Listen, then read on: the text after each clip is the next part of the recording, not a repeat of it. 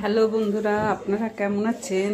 আজকে আমি জুকিনি আর মটরশুঁটি, এই যে মটরশুঁটি এর তরকারি করব। আলু দেব না, কেন অনেকটা জুকিনি আছে, তাহলে অনেকটা হয়ে যাবে। এক তরকারি অনেক বারবার খেতে ভাল লাগে না, ওই জন্য আর আলু দিলাম না। নাহলে আরেকবার রান্না করেছিলাম আলু মটরশুঁটি জুকিনি দিয়ে। এবার তেল কড়া গরম হয়ে গেছে, তেল দিলাম, এই জিরে ফোড়ন দিলাম, আর এই তেজপাতা আর শুকনো লঙ্কা ফোড়ন দিলাম।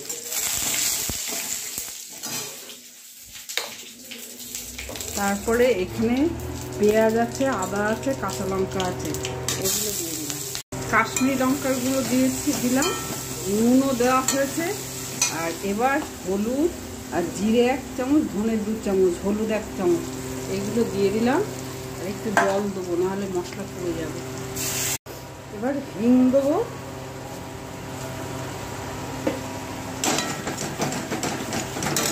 আর এই জুকিনি মটরশুঁটিগুলো দিয়ে দেবো। এবার সেদ্ধ হয়ে গেছে জুকিনি, এবার গুড় আর এই গরম মশলায় ধনে পাতা দিয়ে দিলাম। জুকিনি আর মটরশুঁটির তরকারি হয়ে গেছে।